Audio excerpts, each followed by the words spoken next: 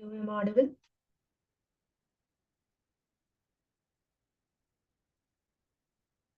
Hello. Yes, ma'am. Okay, so let's start. So today we will discuss about week 5 summary. Uh,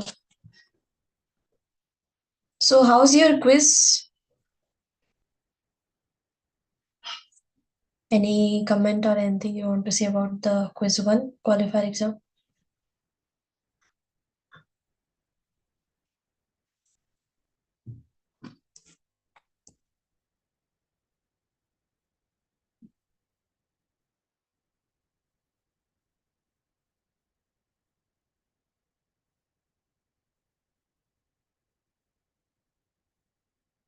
That's okay.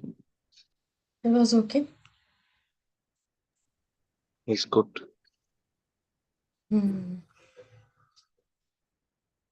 Not that tough, right? Not tough. No, ma'am. All questions were doable. Okay, nice.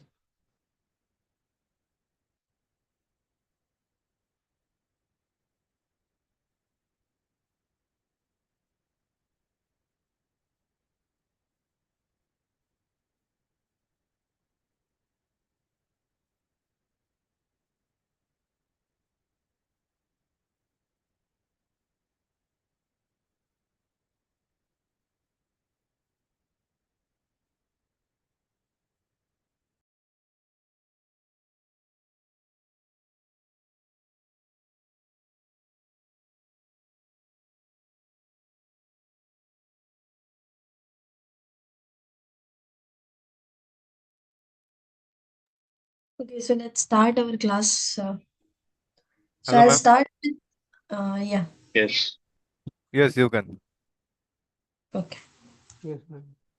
So first I'll start with the definition of function, and then I'll move to one functions and of exponential function, and then composite functions. Okay, so these are the topics we will cover in today's class.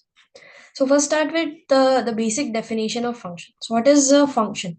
So a function is nothing but you can think about like a machine or a program in which you will put some input and it will give you a unique output. That means this machine has specialty that if you give this machine a unique any input, it will give you a unique output.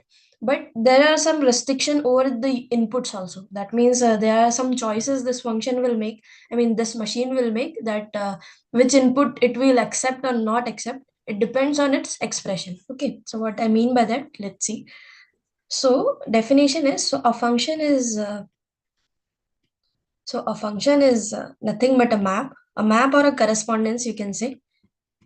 Okay, so a function is nothing but a map from a set to another set, and it is written by f is a function from a to b in this manner. That f is a function from a set a to a set b, right?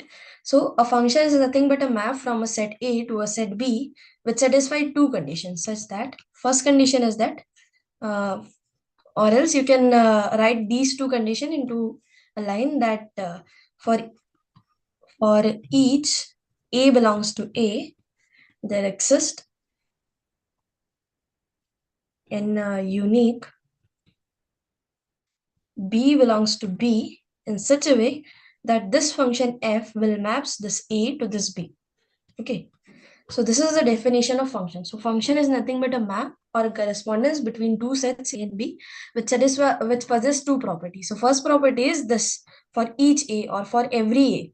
That means every element of a should be. I mean, the f can take every element of a as an input, right? So this thing should happen if we are saying that f is a function from a to b. This is the thing we are saying, that f is a function from a to b if it is a map from a to b in such a way that for every a in a, that means for every element of a in a, we are able to assign a unique element b in b in such a way that this map f will take a as an input and give us b as an output. Okay, so this is the definition of function. Now here, these two sets A and B are named very specially. That means the set A is named to be the set of domain. Okay. But there is one more thing you can understand by a domain. So if some set is given to you and someone asks you that find the domain of a particular function, right? So suppose this is your question. So the question is find the domain of a function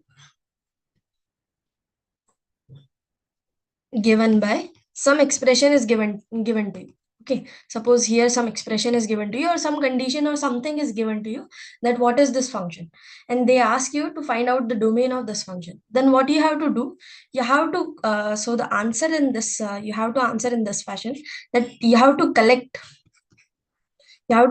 all those real numbers in such a way that this expression is valid, right? So that means you have to collect all those real number for which our given expression of function is valid.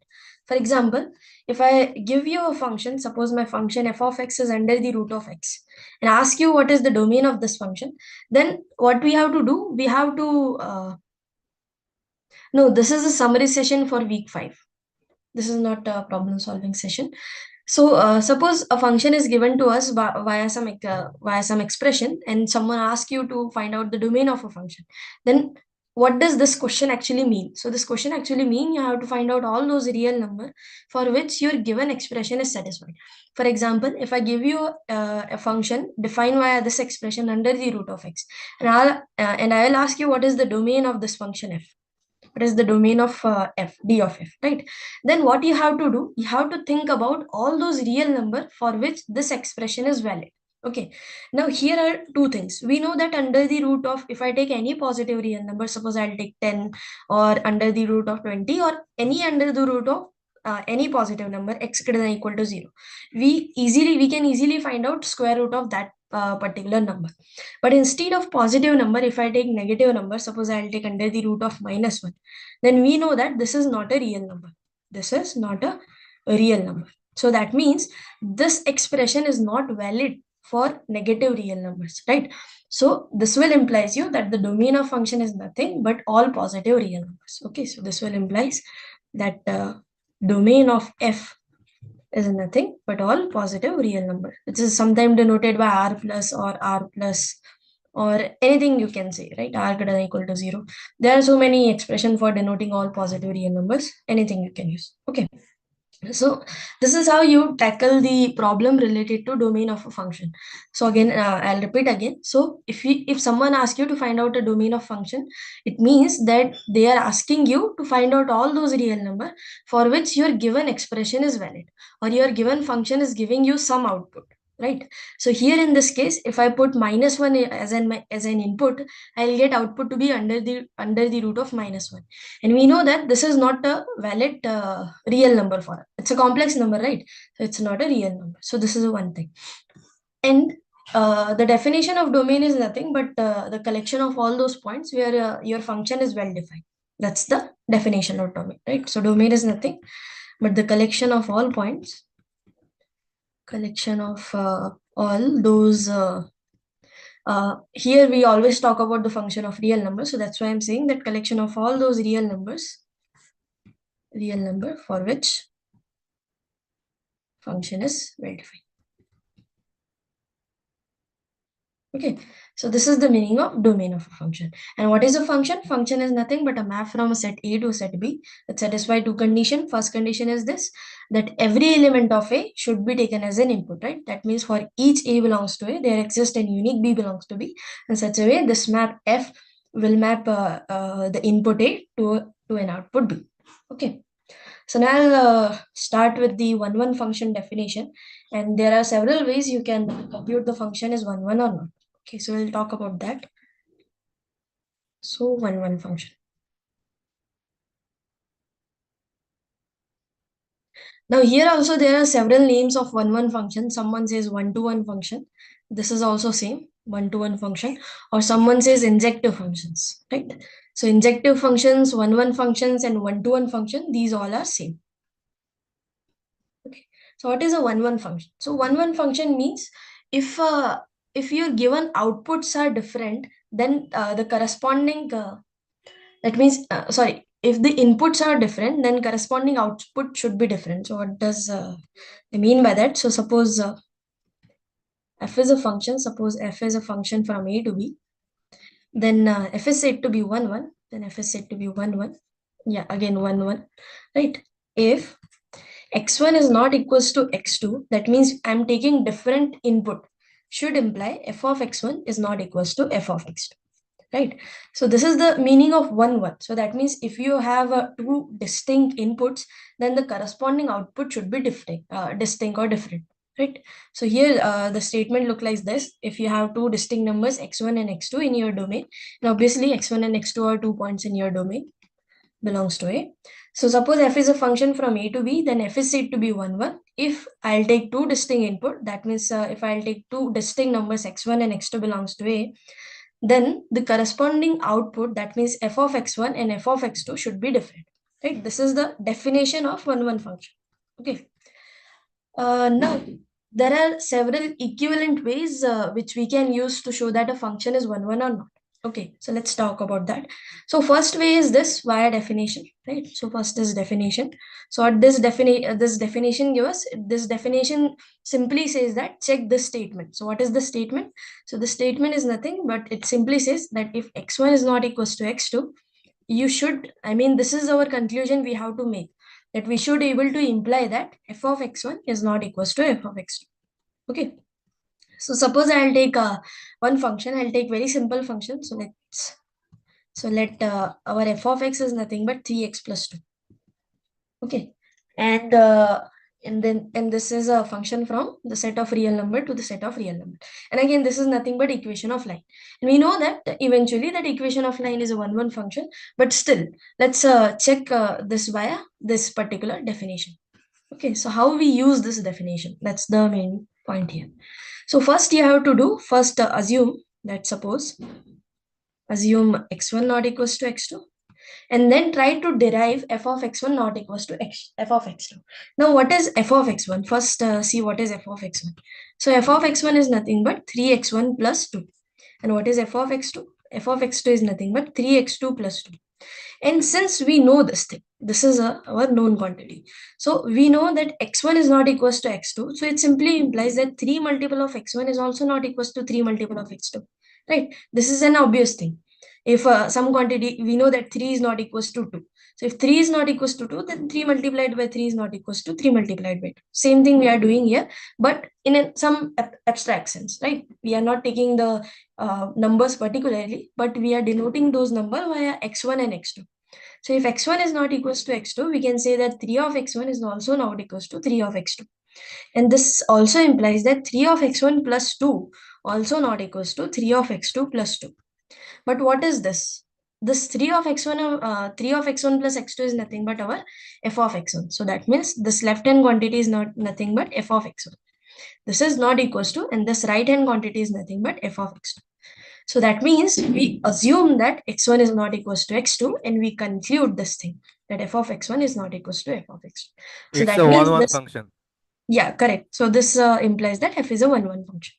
So here the main motive of taking this definition is that's how you have to work. If someone says, if the question says to you that prove that this is a 1 1 function or not, or you are not able to find any counter example. So second method is the counter example thing. So this is the first way you can check, and these are not the only ways. These are the some ways which uh, work frequently. I mean, it will work over 90% or 80% of examples. These three definitions. Okay, so this is the first one. Yeah, we can say this thing also. Someone that's the second definition for me. So what is the second definition? So here the statement says that x1 not equals to x2, implying f of x1 not equals to f of x2. But what we can do, we can take negation of this statement. So what is the negation? Negation means if something not happening, it will imply that this thing also not happen. I mean, this scenario also won't happen type of thing, right? So we can negate that statement. So negation means, suppose you have similar output, that means f of x1 is equals to f of x2, then you should able to imply that x1 is equals to x2. This is the second statement. You can check if you want to check that your function is 1 1 or not. Okay, so again we check, again we learn how we use this particular statement via some example, right? So suppose I'll take an example. So the example again, I'll take the line only because it's easier and it is better to take simple one. Okay, so let's take an example. So suppose f of x is equals to 7x minus or take plus 1 only. Okay, so we know that this is again an equation of line. It will be a 1 1 function. But how can we check this is a 1 1 function using our particular this definition? That if f of x1 not equals to f of x2, we should be able to conclude that x1 not equals to x2, right? This is our job. If I want to say that my function is 1 1, okay, and this is something given to us. Okay, so let's check it. So suppose f of x1 not equals to f of x2, right? So what does it mean? So it means that 7x1 plus 1 not equals to 7x2 plus 1. And this will simply implies that if 7x1 plus 1 not equals to 7x2 plus 1, then obviously 7x1 not equals to 7x2, right? Because 1 is the constant. Again, 7x1 not equals to 7x2 simply implies x1 not equals to x2. So ultimately what we did, we conclude that if f of x1 not equals to f of x2, then x1 not equals to x. This is the conclusion we made. So this is the second statement you can check for 1 1 function. If some function satisfy this statement, then it will imply that f is a 1 1 function.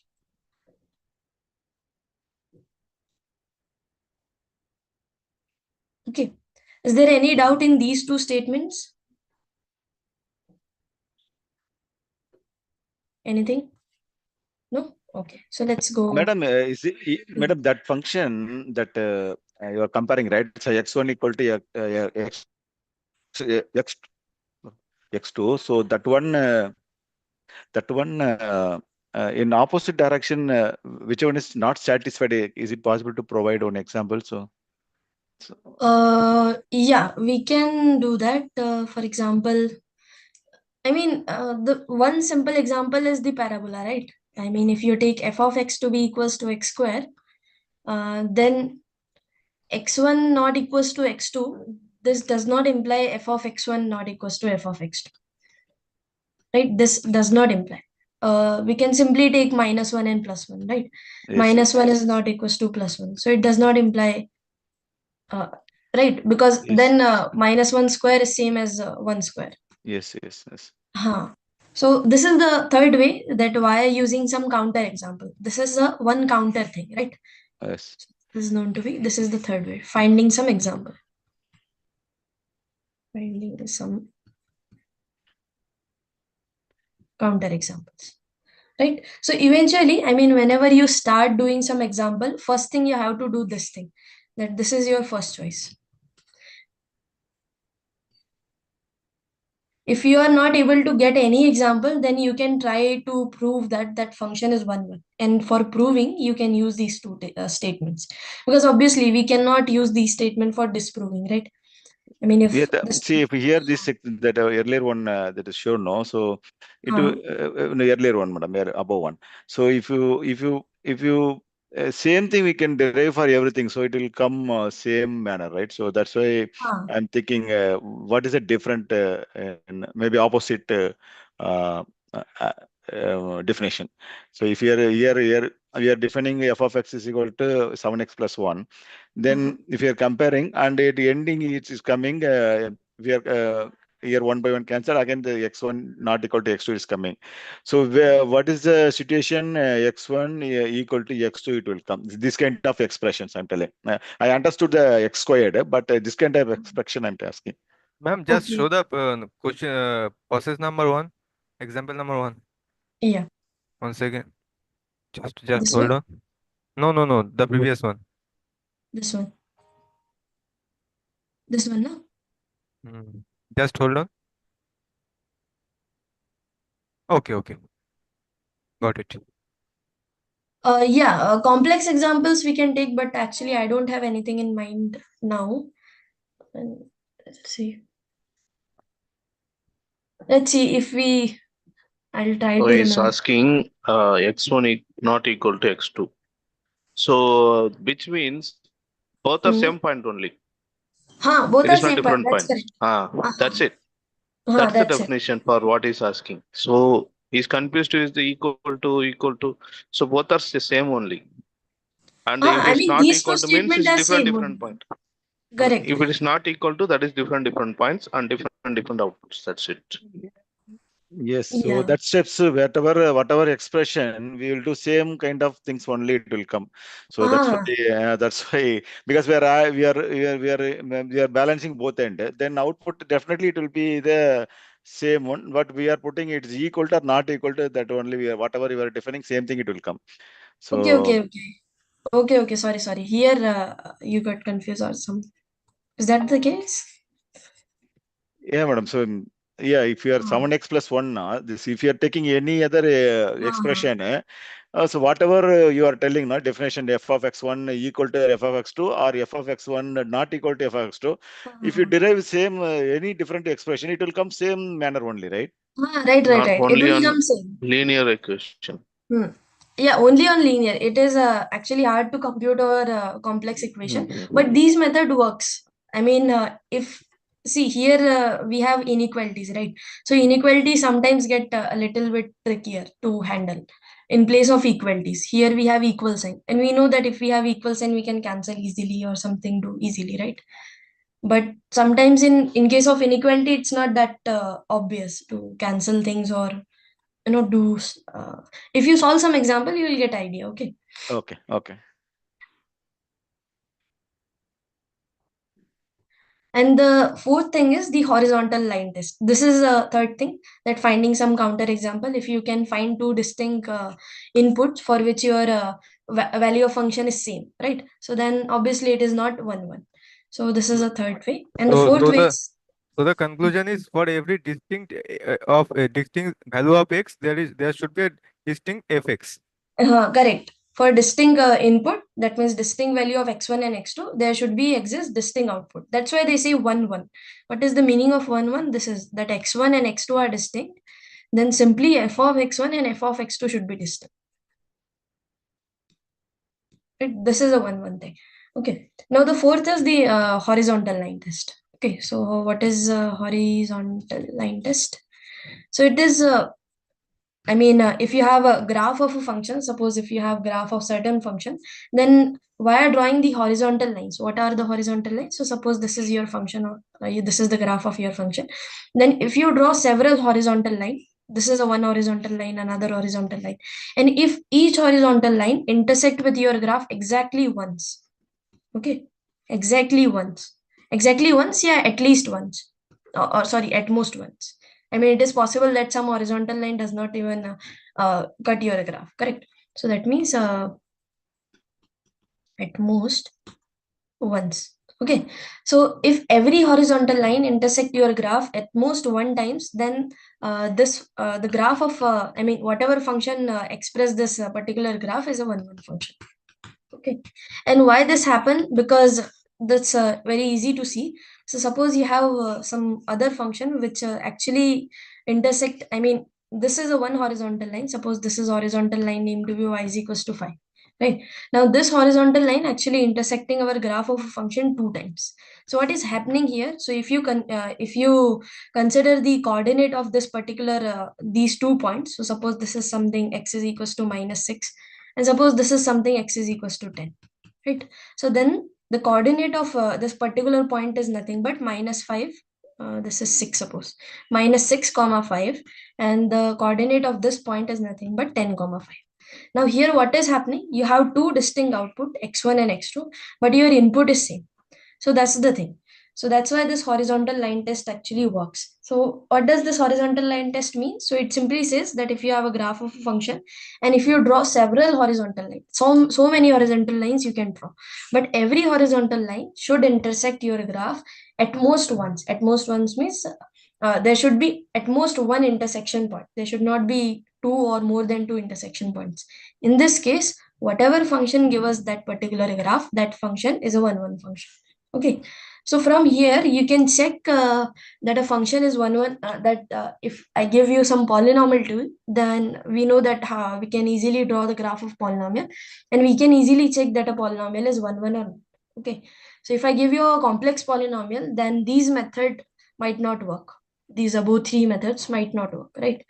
Because polynomials are in general not that 1-1, but they can be 1-1. So it's better to check via horizontal line test. Any doubt in horizontal line test? I mean, it's easy. We just have to draw several horizontal lines, and all horizontal lines should intersect our graph at most once only. Okay, is that fine? Yes, ma'am. Okay. If the graph cuts the Hmm. if the line cuts our graph more than 1 points, then the function will be not Not 1-1. Then that function is not 1-1. See here, this graph, this function, this graph. This particular line y is equals to 5 intersecting this particular graph at 2 points, right? The point number A and point number B. So what is happening if it intersect at most more than 1 point, then we are able to get two distinct output. One output is here -6 and one input is -6 and other input is 10. So what two distinct inputs, we are getting the same value of function 5, right? So this is not the definition of 1-1. 1-1 means different input should give us different output. But it is not 1-1, but it is a function, right? It is a function. Yeah. Okay. Yeah. So one simple exercise we can do. So I'll draw four figures. You have to tell which are those are functions or not. Okay. So suppose I have a set A and I have a set B, and this set A contain 4 points. So suppose A, B, C, D, and this will contain 3 points. And suppose I'll give you this correspondence.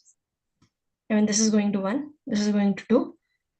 So suppose this is my map F. Then is this a function? No.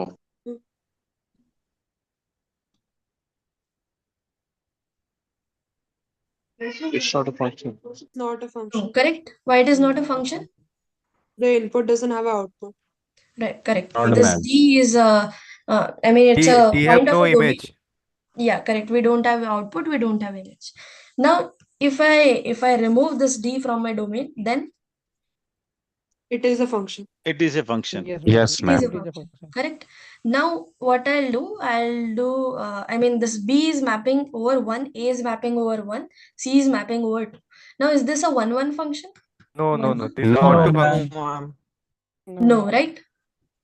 Because for two distinct input, we are getting same value of function. So it's not a 1-1 function. Now, if I change my function via this thing, now, is it a 1-1 function? Yes, ma'am. Yes, ma'am. Yes, one. Yes, ma'am. Yes, one. Yes. Okay. Now I'll give you. Now, earlier one example you showed, no? So then that one, it is not, it is a function, but not 1-1. But then what kind of function, madam, that one? It's just a function, not So a 1-1 function. we got two functions. One is bijective, surjective, and bijective. Okay, so then bijective one, surjective is 1-1, and bijective is the codomain all will be No. right. Wait. Subjective is on Surjective, two. Subjective means is on to, and bijective is all means the codomains are mapped, right? So codomain and range are equal. So if any one of the codomain is missing, then what kind of function that one actually? it's we haven't given any specific name for that function. It is No. just a function. Okay. Ma'am, what we know that if the codomain equal to the range, then the function is It's an surjective onto function. surjective function. But he is asking that if this is not the case, then there is nothing special about that function. We just say that it is a function only. Okay. Now I'll give you one graph. Suppose I have a function whose graph is given by a unit circle. Suppose this is one circle. Assume that this is a circle. So then, first thing. So what do you guys say? Is it a function? No, ma'am. No. Why No, it is ma'am. not a function? Fails the vertical line test. Correct. The vertical line test, or simply you can say if you take any point, suppose this is my input, suppose x is equals to half is my input, then from this input I am getting two values, right? And this is not a property of function. Now if I remove this circle, the lower hemisphere, now is it a function? Yes, Yes, ma'am. ma'am. Now is it a 1-1 function? No, ma'am. No, no. No. No, No, correct. Because if you draw this horizontal line, then it actually intersecting the graph twice. So it's not a 1-1 function. Okay. So this topic is clear, correct? 1-1 function. Any doubt? Can you explain the third option, that finding counterpart? Yeah, finding counterpart actually depend on the expression. Sometimes it's very easy to check. Sometimes the 1 and -1 only give us the answers. But actually it develop with practice only because it depends on the expression. So there is no particular method for finding counter example. See, sometime what happen if some function uses square, correct? If some square terms is there, then that function usually we can think about, okay, we can take some positive and negative quantity which will give us same quantity here, and we can adjust other term. So you have to think like that, which are the terms which will give us the same output, correct? Okay. Hmm. And To now find a see, 1-1 function, Hmm. I think you missed one more strictly increasing and decreasing. Yeah, that's a theorem, correct? Every strictly increasing, decreasing function is 1-1 function. Huh? 1-1. Yeah. So madam, this is a one. for the case horizontal line test and vertical line test, both Hmm. if the input different input having the same same output. Vertical line test says that for one input, two output is there. That's the vertical line test. But horizontal line test says two distinct input but same output. I mean, there are Reverse opposite of direction. each Yeah, okay, other. okay, Reverse okay. direction. Every strictly increasing and decreasing functions are 1-1. Ma'am, can we define function for more than two variables? Yeah, we can define, but in our course we just discuss about function of one variables. There are several I mean there is a different calculus, multivariable calculus known there. So there you can study the function of more than one variables. There the concept of limit continuity actually changes in so many types. I mean it's a vast thing to learn. Okay, so every strictly increasing decreasing function is a 1-1 function. And the obvious reason is that if you draw a graph of strictly increasing or decreasing function, it could be like something like this, right? And if you draw any horizontal line here, then obviously it will intersect this particular graph exactly once. Sorry. So this is a simple graphical thing you can think about why this particular result is true. This is one result, okay? So that every strictly increasing or decreasing function is an 1-1 function. Okay, fine. So now let's move toward the next topics is exponential function. Okay.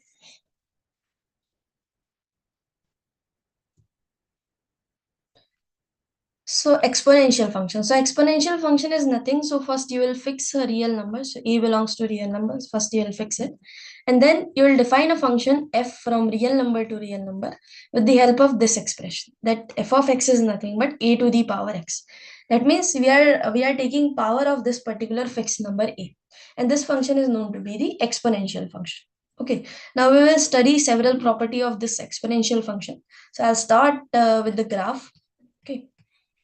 So the graph of exponential function. So for the graph, I'll divide this particular thing over two parts. So here what we do, first we will fix our a and then we will define a function. But since we have to consider all the cases, all the possible cases of exponential function for which, so that's why I'm taking first take a between 0 to 1 and then take a is strictly greater than 1. And obviously if a is equals to 1, if a is equals to 1, then f of x is nothing but 1, correct? Because 1 to the power anything is 1. So that's why a is not equals to 1 we are considering. Okay. Now when a is between 0 to 1, then how the graph of exponential function look? So it actually a decreasing kind of thing, because here you can assume that a is between 0 to 1. So a can be any number. So let's take a to be 1 by 2. So now if you take higher power of a, then the value of that particular function decreases. What does I mean by that? So suppose a is equals to 1 by 2, then 1 by 2 to the power x. This will decreases as x increases. Correct? because this is the value, this is a value which is less than 1, correct? And we know that if we take the power of less than 1, it's simply nothing but 1 by 2 to the power x, right? So here denominator is going to infinity, so that's why this will decrease over the as we increase the value of x. But what happen if I decrease the value of x, right? So if I, then it will be increases as our x goes to minus infinity, because we know that 1 by 2 to the power any negative number, let's take it minus 5, is nothing but 2 to the power 5, right? And it's a positive quantity. So that's the thing. So if we take a between 0 to 1, then the exponential function will have a property, I mean it will a decreasing function. And where does it intersect to our y-axis? So if it intersecting to our y-axis, that means a to the power x is equals to 0. No, sorry, we have to find out a value at 0, correct? And we know that at x is equals to 0, a to the power 0 is nothing but 1. So that means our graph of exponential function in this case between 0 to 1 is nothing but a kind of decreasing nature, and it will intersect the point, intersect y-axis at 0 to 1. Now, one more thing we have to observe here. So suppose we have a function e to the power x, right? Here, if I take a distinct input, suppose x1 is not equals to x2, then we can simply imply that a to the power x1 also not equals to a to the power x2, correct? And it's a basic math, right? I mean, suppose you take any two distinct number, and if the power, any two distinct number has a power of some particular number, then obviously that power is also distinct. That means simply 2 to the power 6 not equals to 2 to the power 8, kind of thing, correct? So from this expression, what you can say? From this thing, what you can say? If an exponential possesses this property, that means exponential function is a 1-1 function, correct? E to the power x is a 1-1 function. Is that fine? Correct, na? Yes, Yes, ma'am. yes, ma'am. Yes, ma'am. So that means we have 1-1 function, and that function intersect this point. So, and one more thing we have to observe. Okay. Yeah. So here, if the value of a is between 0 to 1, and if you take any power of a, then that power is also greater than 0. This is also one property we have to observe, because if I take any positive number and if I take any power of that positive number, it's again a positive number, correct? So this is one thing. So that means our graph will have four properties here. So first property is it's a decreasing function. Second is it's a 1-1 function, and the third one is it will intersect y-axis at 0 to 1, and the fourth thing, it is not going below the x-axis, right? We are not getting any negative outputs. So that means the graph is nothing but something like this. Okay, and it will actually tend to 0. That means as you grow as you take a much higher value of x, you will get very lesser, very small numbers, right? So that's why we say, so that means this is the graph of exponential function from 0 to 1. Okay. Now, similarly, we can observe that the graph of exponential function when the value of a is strictly greater than 1 is nothing but something like this. Okay, again it will approaches towards 0 as we go toward infinity. Okay, so these are the two graphs. Now using the graph, can we judge the end behavior of this function? So that means, so suppose in this case, what will be the limit x going to infinity a to the power x? What will be the value of this limit? Where the graph 0. only you can say. It is 0. 0, correct, Yeah, because so we are 0. approaching 0. Now, what is the what is the limit when x goes to minus infinity a to the power x? Not Infinity. defined. Correct. Infinite. Infinity or not defined also you can say. Infinity is not a number. So in general, we say that this is not a correct way to answer. I mean, not a correct question here. So we can say that as x goes to infinity, a to the power actually goes to minus infinity. But this limit is correct. Here limit is well defined. Now here also, if limit x going to minus infinity, then what is the value of this particular limit a to the power x? 0.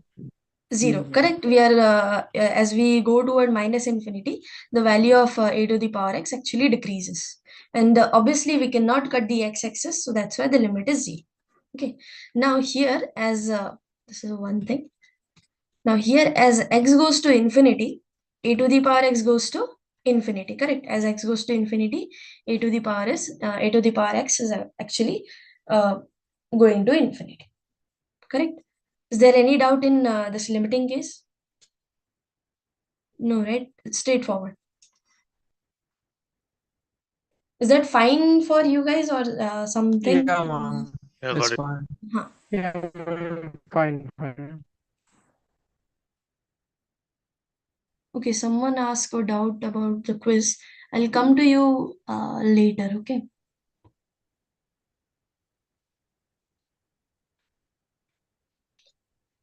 Now let's go toward the next topic, which is natural exponential. Here we discuss all the property of exponential function. It is an increasing function when a is strictly greater than 1, decreasing function when a is between 0 to 1, and what is the limiting criteria, what is the y-intercept, and all those things. Okay. Is there anything we haven't discussed? Yeah, I think we discussed all this. Now let's go to natural exponential function. Asymptote. Asymptote means? Acha, asymptotes are there Mm-mm. in the lecture. It's a term. So Okay. now here X-axis x-axis is the is asymptote. a asymptote.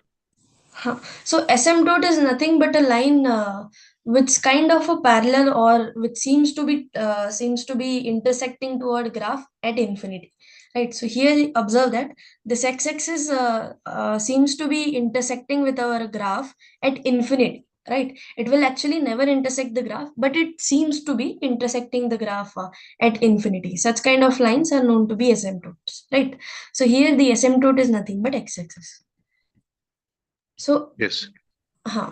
and another line is tangent. So tangent, we'll discuss it later when we define differentiability or not. But asymptote is nothing but a line which seems to be intersect our graph at infinity or minus infinity. Anything can have. I mean, in any direction you can see. That line is known to be asymptote. Now let's go to exponential function. So what is natural exponential function is nothing. So in place of this particular number a, in place of that a, we just take any, we take one particular number. That number is given via the sequence. So if you consider the sequence an is equals to 1 plus 1 by n to the power n, this is the nth term of sequence. And if you compute the limit of sequence, this sequence limit n goes to infinity an, then this limit is denoted by a very special number. That special number is denoted by e, right? And the value of e lies between 2 and 3. Broadly, it lies between 2 and 3, and there is some 2.712 or something like this. But broadly, it lies between 2 and 3.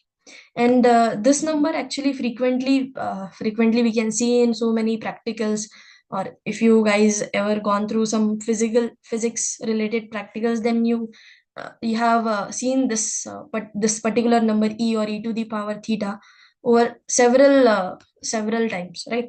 So that's why this particular number is very important in physics also and in maths also. So Why they are that's why using this number, ma'am? sorry, what? Why they are using particularly E? Actually, there are so many. See, there is one Ural's equation also, that e to the power I theta is equals to 1. I mean, there are so many facts that this e actually comes into. For example, there is one practical related to pendulum or something. There also, if you solve all the calculation, at the end you will get some formula which uses this e. The c is there. I don't know why is there, but in terms of sequence, we know that the sequence is there, and if we find the limit of that sequence, I mean, the limit is denoted by this number e. And actually, we write e because we don't have any finite expression for this, as like pi, right? So what is pi? So pi is nothing but if you have a unit circle. So what is the area of unit circle? You guys know pi r square is there, right? So that means the area of unit circle is pi. So this number is actually generated via this unit circles only. I mean, there is one description. So, okay, let me tell this. So what happened in the previous time, there's someone who want to calculate the area of unit circle, right? And it's a quite obvious thing. We know what is the area inside this figure. So what they did first, they draw a triangle inside it and find the area of that triangle. Then they draw a square inside it and find the area of triangle. And then they draw a pentagon and so on. So ultimately they find a sequence which actually converges to a very specific number, and that number they denoted by pi. So same description here also. So E is nothing but a limit of a particular sequence, and it actually appear in so many at so many times. So that's why we studied this particularly. Okay. So the natural exponential function is nothing but f of x is equals to e to the power x. Now, what is the graph of this function? So since the value of e lies between 2 and 3, so the graph of this function is nothing but something like this, and it will intersect the y-axis at 0, 1. Correct. And it is an increasing function. Okay. Now here also we can discuss some limit. So limit x goes to minus infinity, e to the power x is equals to, what will be the answer? 0. 0. Correct. As we goes to minus infinity, the graph seems to be approaching towards 0. Now as x goes to infinity, this e to the power x goes to Infinity. Infinity. correct. As we grow in the over the right hand side, it will increases and goes toward infinity. Now is yeah, e to the power x is a 1 function, correct? Via the horizontal line test also you can check e to the power x is a 1 function. Again, x-axis is the asymptote.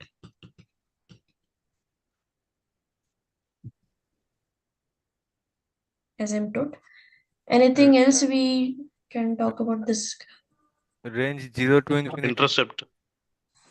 Range is between 0 to infinity. That's also clear from the graph. And the y-intercept is 0 to 1. There is no x-intercept because obviously it cannot cross the x-axis. One more thing is slope of the tangent.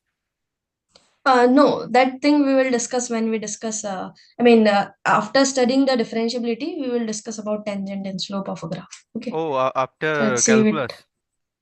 for that. After week 7. Oh, In week 7, we have differentiability. but you And can after that, discuss.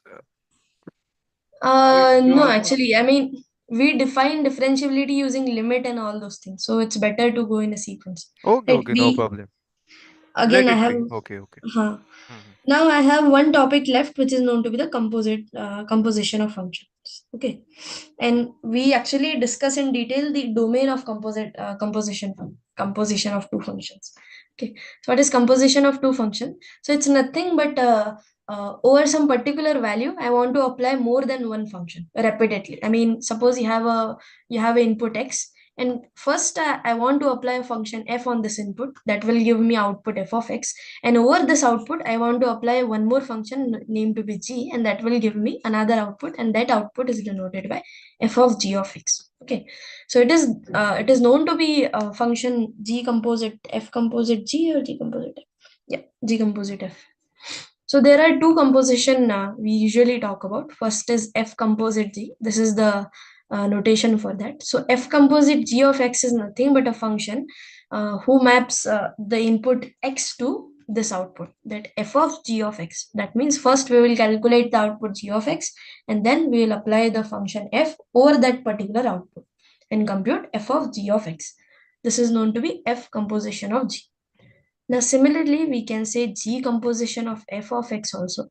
So it is nothing but g of f of x. Okay, and this is the definition. Okay, this is the definition of composition of two functions. Now, I want to talk about domain of composition of two functions. Okay, so what is the domain of f composite g? Let's start with this. Okay, so how can we figure out what is the domain of f composite g? So one remark I want to tell you here that, so the remark is, don't use the expression here.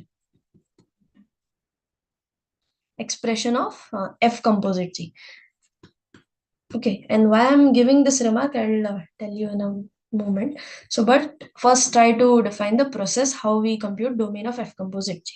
So, what is the meaning of domain of F composite G? That means I want to find out all those values of X for which this term should be well defined. Okay, this term should be well defined. And when this term well defined, so this is well defined when G of X is well defined at X, right? So we know that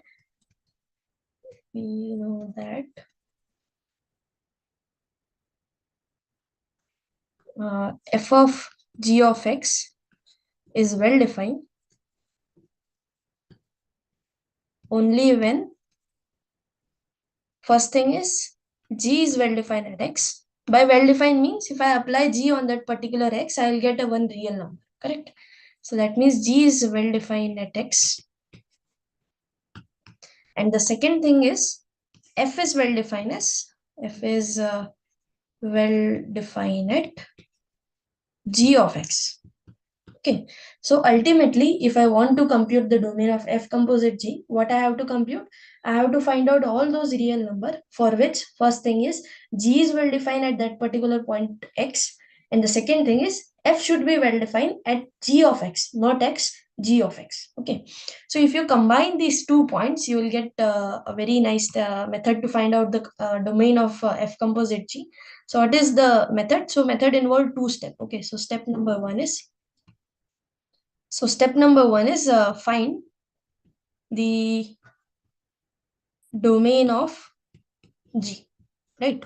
And why the step number 1 appear here? Because I want G to be well defined at that particular point of X. If X is not in the domain of G, that means G is not well defined at that point. So that means X obviously does not belong to domain of F composite G, correct? So the first step says find the domain of function G. And the second step says, step number 2 says that find the domain of F, find the domain of F and remove all those X from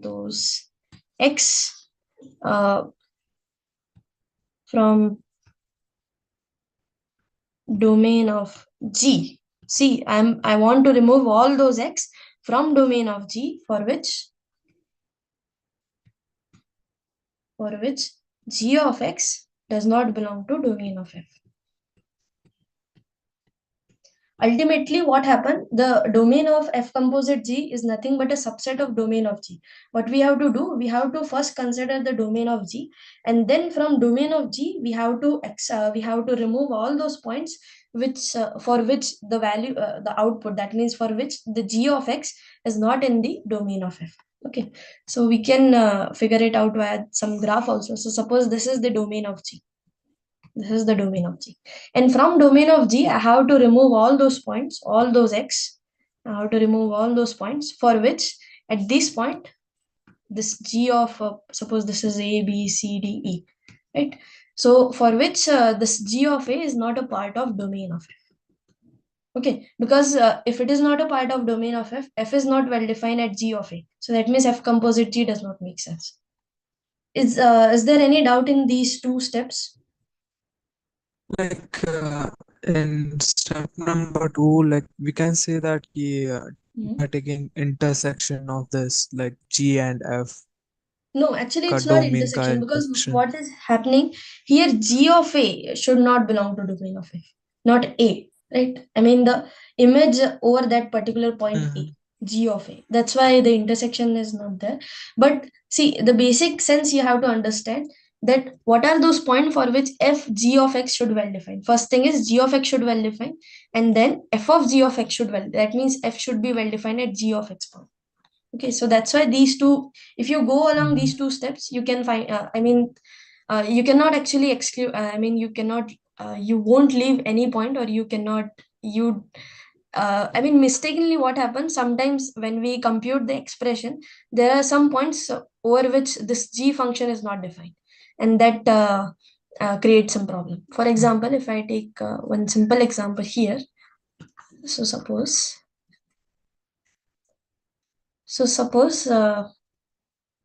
f of x is nothing but 1 by x, or say let's say g of x is equal to nothing but x minus 3, and f of x is nothing but 1 by x. Okay. Suppose we have these two functions f and g. Now, if I directly compute the expression f composite g and g composite f, what happens? See, if I directly composite f composite g of x, then it is nothing but f of g of x, right? And what is g of x? G of x is nothing but 1 upon x minus 3. And what is f of 1 upon x minus 3 is 1 upon x minus 3, which is nothing but x minus 3. So here what we get? Here we get that if g of x is equals to 1 upon x minus 3, f of x is equals to 1 upon x, then it's simply implying that f composite g of x is nothing but x minus 3. Now, via observing only this expression, so if you observe the expression here, then what will be the domain f composite g? If this expression is given to you, then what will be the All domain? real number. All real number, correct? But what happens here, I mean, behind the picture, what we want f to be well defined at g of x. But we know, but g is not well defined or valid at x is equals to 3, correct? Because if I take x is g of 3, then g of 3 is nothing but 1 by 3 minus 3, which is 1 by 0. And that is not well defined quantity for us. So g is not well defined at 3. So it's obvious that f is also not well defined at infinity. Infinity is not a point we want to consider, correct? So that's why we should not compute the domain of f composite g just by looking the expression. First, we have to compute the domain of g. So here, if I go at that particular step, so from step 1, what is the domain of g? What is the domain of g? G is 1 All upon real x. numbers except 3. All real number except 3. Correct. All real number except 3. Now, what is the domain of f? All real number except 0. Correct. All real number except 0. Now, there is no chance that this g of x will become 0. So that means there is no point. There is no point in domain of g for which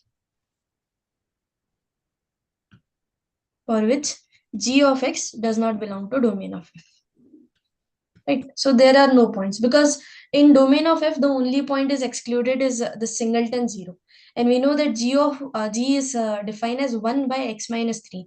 And this quantity cannot become 0 because this is 1 by something. And if we want 1 by something to be equal to 0, that particular quantity, that something x minus 3 should be infinity, correct? Then only it will become 0. So that's why there is no point in domain of g for which g of x does not belong to domain of f. So that means what is the domain of f composite g is same as domain of g, which is same as all real number excluding 3. Is that fine? Yes, ma'am. Yes, ma'am, but I'm not able to understand this one. Like there are no points in domain of G. Like Okay, see, first thing, answer this question that when g of x does not belong to domain of f. When g of x does not belong to domain of, what is domain of f? All real number minus 0. So that means 0 is the only point which is not in domain of f. So that means g of x does not belong to domain of f simply means g of x is equals to 0. Is this clear to you? yeah, like if G of X is 0, then like It it obviously does doesn't not like belong to domain of f. Correct? belong to that domain of yeah. Huh. Now what is g of x? G of x is 1 upon x minus 3. So that means I want 1 upon x minus 3 to be equal to 0. Right? Correct, Ashish? Yeah, yeah. So it simply means that 1 is equals to 0. Yeah, ma'am. But this cannot happen. So that's why I'm saying that there is no point in domain of G for which the output or the image of G, that means G of X, is not a part of domain of F. So that's why in this case, we are not excluding any points. But there could be some examples where such thing won't happen. I mean, there is possibility that you will find can I think about? I'll take one example given in the lectures itself. It is similar to us only.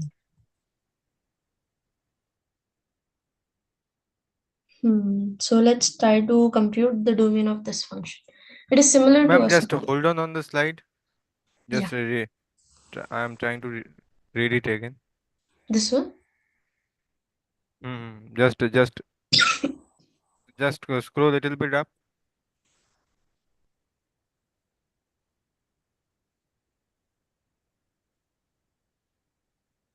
Okay, if you guys have any point over, sorry, any example over this composition function domain of, okay, I have one or two examples we can discuss. Scroll down. So if it is not a domain of a inner function, so it Hmm. can't be a outer domain function, right? That is what you're trying to say. I mean, if some point does not belong to the domain of inner function, then it surely, I mean, it obviously does not belong to this composition function domain. Because first we want to apply G on that, right? So if something is not Yeah. in the domain of G, then we cannot apply G over that. So that's why it is not in the domain of F composite G. Yes, ma'am. Okay. So now I'll ask you one general question. So general question like this. So suppose I think this question has, I mean, you guys see this over your practice assignment somewhere. So suppose D1 and D2, D1 and D2 are the domains of F and G. F and G. Then what is the domain of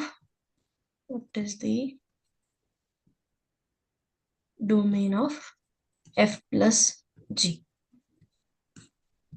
This is the one question related to domain of composition of function. So I'll give you 5 minutes to figure it out. If you guys figure it out, just message, message me in the chat. Don't say it aloud. Okay. And I am saying that this is a question of composition of function.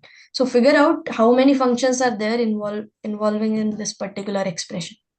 Okay. Then you can easily compute what is the domain of F. So,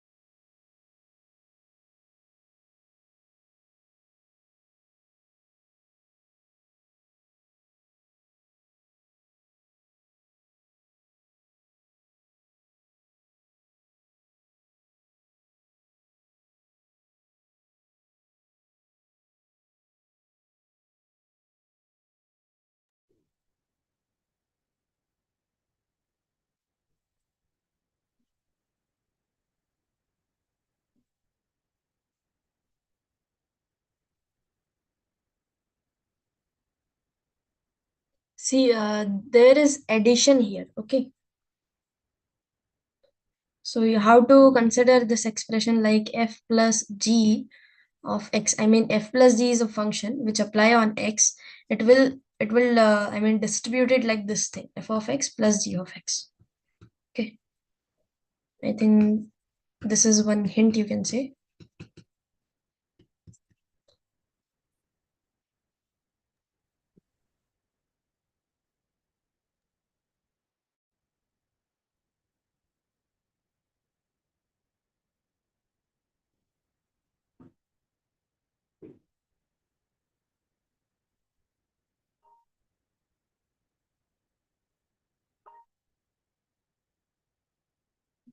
d1 plus d2.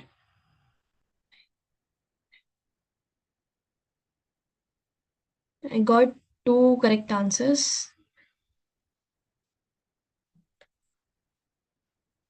Okay, just try to think that what are those points over which this particular expression is well defined. That will give you answer.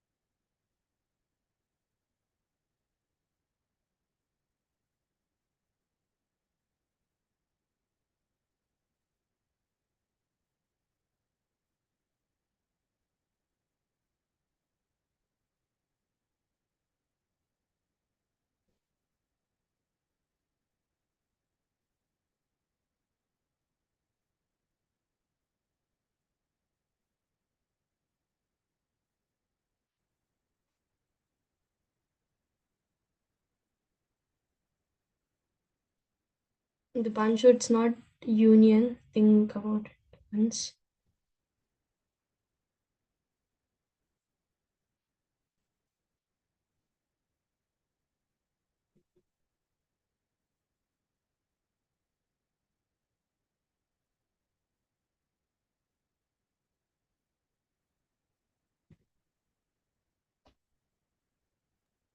Ma'am, hello? Yeah. Ma'am, when will be our next session of maths? For maths, let me see. Today is 29. Tomorrow is one session, na? Open session. No, it's an open session by TAs. Then Tomorrow, but I can't no, find no. in the Google calendars. Tomorrow is TA session, I think. Oh, TA. No, I'm not talking about TA. I'm talking about instructor session. Instructor session is on, what is the date? 31st, I think. 31st? 31st? No. 31st. On 31st, there is no. No, this is August, sorry. Ma'am, can you please tell me which type of questions will be provided in exam? Means? Which type of? Means किस topic पे ज्यादा questions form हो सकते हैं like important ones and all now अभी limit और continuity पे ज्यादा क्वेश्चन फॉर्म हो सकता है because in sixth week we have logarithm I guess and then seventh and eighth week are totally limit and continuity and differentiability तो उन topics पे ज्यादा क्वेश्चन आएंगे बट हाँ one one onto function exponential function ये सब use होता है so it's better to learn okay ma'am thank you Ma'am, one more thing. Sorry to say, if you don't mind, here uh, can you and Vishal sir take the all of instructor sessions because the other instructor approach is not that much acceptable or okay understandable. Is Sorry that to the say. Case for everyone You're talking about which person actually? The previous week, I didn't remember the name of the instructor, but this is not helpful for me. Okay. Okay, for Is that a person, lady or gent? I think, but I don't remember her name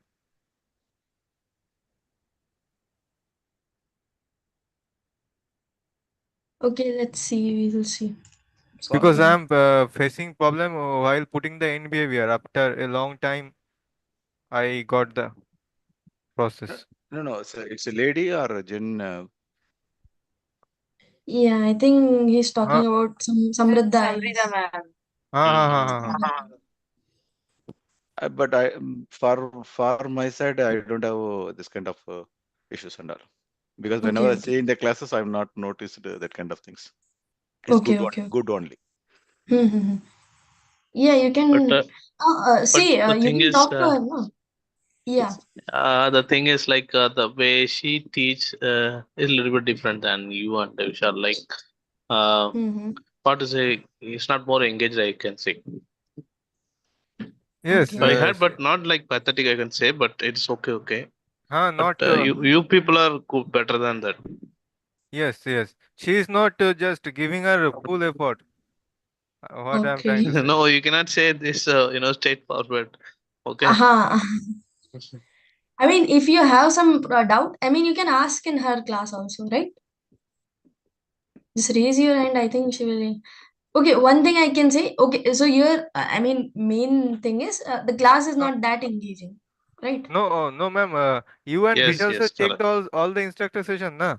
Because you both of you are See, but we don't you have only one course now. We have several courses, so that's why we because have three people here. your style of teaching is more adaptable than her. But see, spend some time with her. I think, yeah, we can try, but see, it's not in my hand, obviously. Uh, but one thing I can say, just ask her if you have doubt. Obviously, you can ask her. She will reply to you. And If she change don't the do that, calendar, then you can the say. tag actually. The calendar tag it's showing week 2, week 3. Yeah, yeah, yeah. I also looked there. Mm. I have to tell them to change it. It says Because week 2 because revision ma'am, session. No? I, Week I 2. can't every time ask it out because there is some crashes of classes. When we have to attend the another session, then it is difficult to always attend the live session. Mm-hmm. No, for this kind of issues, na. So what I suggest, because Vishal sir classes is giving the some link, is tracking the links, video links, The and Hindi session. I don't think in the English only I'm telling. In Hindi I don't know. Okay, so related to yours, Samiksha, yours classes, it will be the link available in the calendar itself, that YouTube, the recorded video lessons. So if you're Mm-hmm. combined manner, if you're keeping any playlist, no, maybe it will be grouped, na, so it will be helpful. Otherwise, we are searching. If you want to any go back and just have a review, na, we have some difficulties because one sessions are different Excel, and another is you are having the only the links. Every class is having the different links. So difficult. Okay, okay, So okay. yeah, I saw some of that earlier times and all. Na, they made some playlist like this. If you made, na, it will be good, and the entire Hmm. time maybe it will be track will be there. So all the classes. No, no. Okay. The better you can check the YouTube playlist. Each and every classes by sequentially they arranged it in playlist of YouTube. Oh, they are The term arranging in the wise there are. sequence. Then It because is I don't available think I can already. get YouTube link from You here. means now It the is now normal BS degree or official website, and batch wise they have been segregated like June. no that This is no the and what I am telling. So earlier batches available for the current batches is available. YouTube yes, it playlist. is. Yeah. The playlist, the entire the classes all in the organized manner in so one playlist. You can go to the official IIT Madras YouTube Yes, channel it is and there. go to See, playlist section. someone can paste the link in the chat box. I think Yeah, that will save. if you Huh. give me the playlist, na, so we can see the maybe I don't think I individual link only. I'm Okay, just thinking I'm just getting from the let calendar. but the sequence, there is a ordered manner playlist, arranged playlist. I'm not seeing actually. If you have the link, Okay. just share to us. Okay, Arun, let it be now. In some other session, I will share. No, that's why I'm telling for visual No, I'll shares. share only, but Yeah, you will go to the you YouTube refer. only, and you just go to YouTube, and there would be a playlist kind of playlist will be there, and there would be Maths 1 September 2024. So that's related to that Samiksha POD videos are available. Everybody's available. That's only I'm This telling. session No. also will be available. Oh, Okay, including yeah, someone Vishal and pasted the link. Vishal, Samiksha, all people are No, there in I'm total. telling you, that's what all the instruction session will be available, including this. Okay. Just share me the link. Just I'll cross verify. Maybe I am wrong. Maybe. Somebody shared already. Already Okay. pasted in the chat. Okay. Okay, so let's discuss this question. So what we want to find here, we want to find all those x belongs to real number for which this expression that f plus g of x is well defined, right? Well defined means again it's a real number. So this is the thing we want to find. Now, what is this? This f plus g of x. So this f plus g of x is nothing but f of x plus g of x, right? So that means what I want over this x, this f function should be well defined and this g function should be well defined simultaneously. So that means what I want. So we want over this particular x, f and g both should be well defined.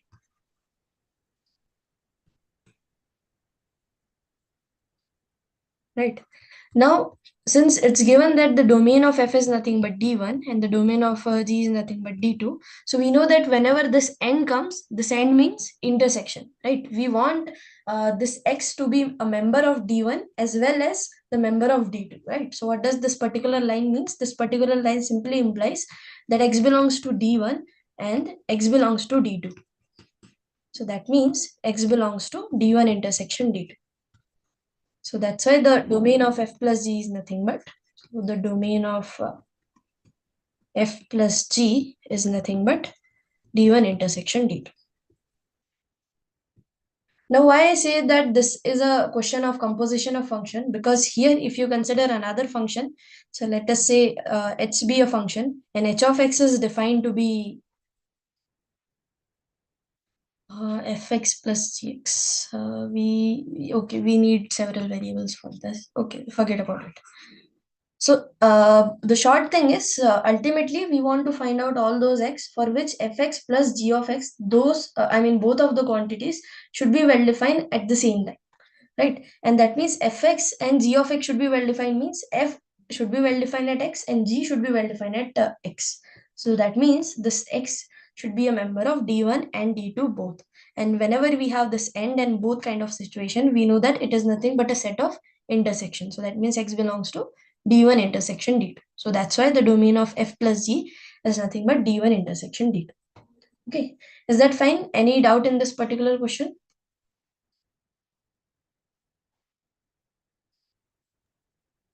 Any doubt so far?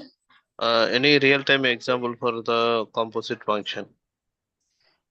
Real-time example means Applications. applications. Where it is useful, where we are using it.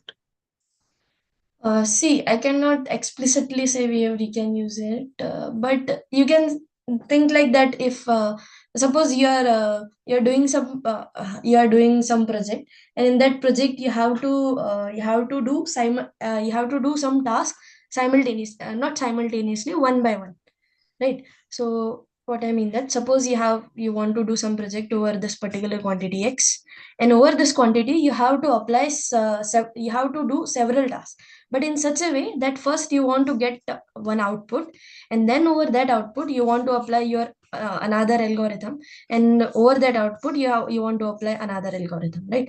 So suppose you want to do a process like this, right? So here you can think that a composition of function might come into picture if your algorithm, if the work is defined via the functions. So this is one thing I can think about. Yeah, I think this is a one real time example. For example, suppose you write some code, right? And over that code, you want a structure that first you will take some input and then apply something, and then over that output, you want to apply something else, right? So instead of writing the whole code, you can just you can say that apply a composite function over that particular input. Now that composition of function will take care of this process, right? One by oneness, that first input, then over output you have to again apply another input, and over that output another apply one function, like that. This is a one thing, I think, example you can think. Okay, so we'll just do one last example similar kind of that. Now you guys will tell me what will be the domain of f by g.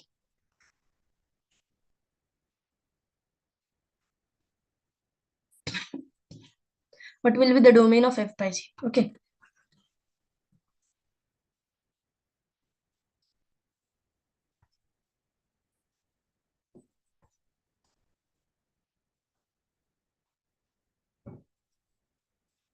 Again, the domain of f and domain of g is given to you, d1, d2, we can assume.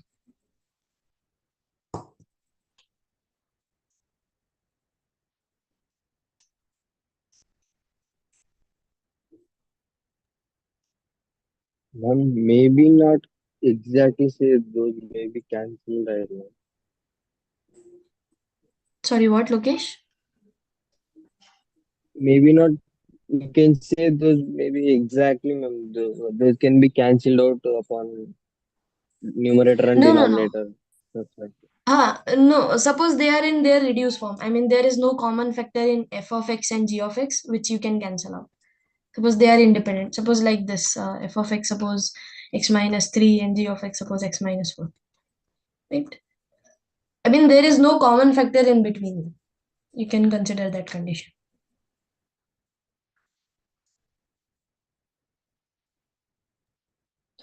Again, first thing you have to observe that what is the meaning of f by g of x. F by g of x is nothing but f of x and then upon g of x.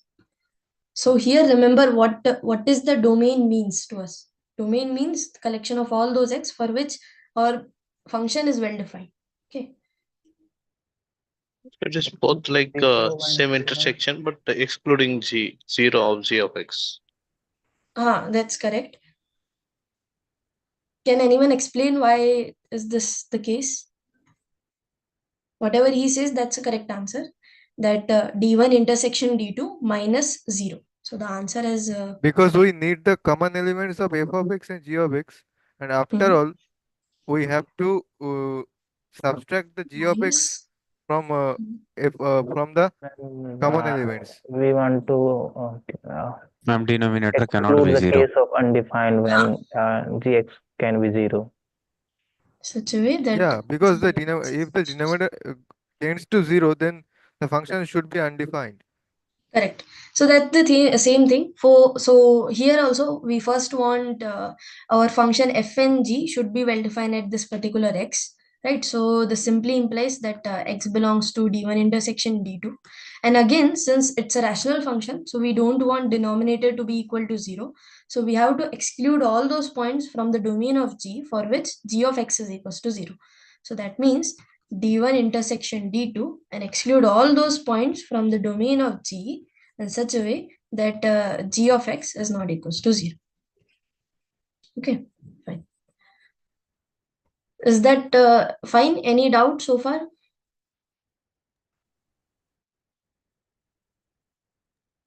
No? No, ma'am. Okay, so yeah, that's all from my side. Now there is one question from the quiz, so I'll discuss it and then we can end the session here. Or if you guys have anything, if you guys want to discuss any other topic, we can. Madam, I also have 2 points. One is related to question 1 and related to one, how to manage the timings, because so I appeared for the English 1 and Max 1. So I almost consumed the 1.5 hours for Max 1. even though I have one more question, I need to think. So I just left and I just started the English. But what happened Okay. is only the half an hour I not able to finish the English.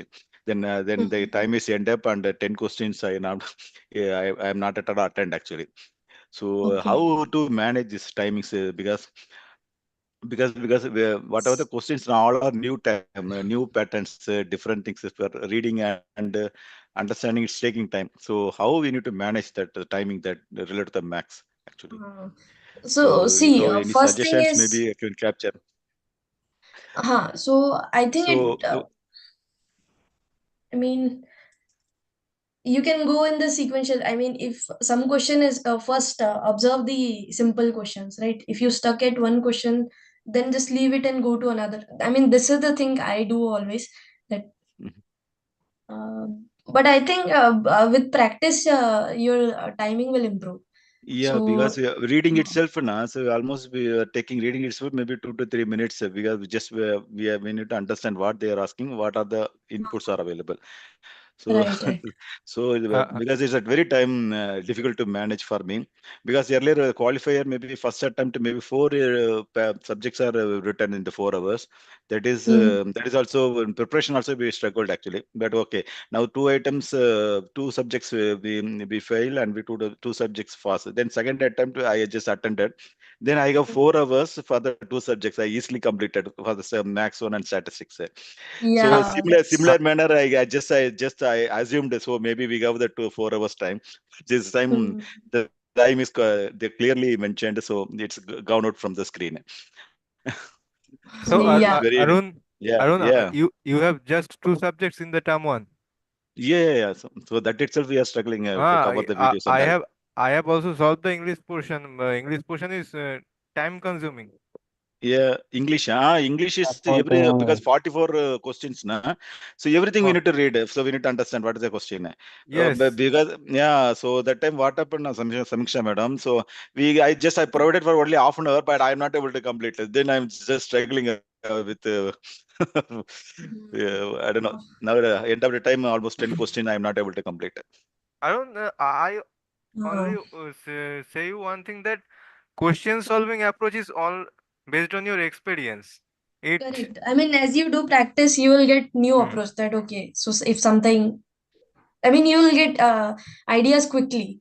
You don't have to read the whole question twice or thrice. Maybe. But every time the question itself is a twisted manner, no? So we cannot able to accept, Uh, maybe one of the things maybe that yeah, SSC and some SSC will be the same type of question is coming, and another mhm. type related to what is that? Another question also it's the same similar type that Venn diagram that is also same type easily we can guess the things the patterns but other things and all we not able to judge the patterns so difficult Yeah. because without reading properly difficult, then we will miss some things so that kind of situation is still max actually so I don't It's think Time yeah I don't time know how machine many people watch will complain by yeah it. yeah, no time correct. I also don't have an answer for that. I mean, how we can cut the time? That's what See, you it have will to buy the happen. time machine watch to freeze the time, the universe so time, and then you what start do everything. Yeah. uh, What I now I just assuming that so whatever things 1 hour completed allotted time, so we need to go back to the next paper. That Okay. only we need to do. Arun, That's it. Arun, Yeah.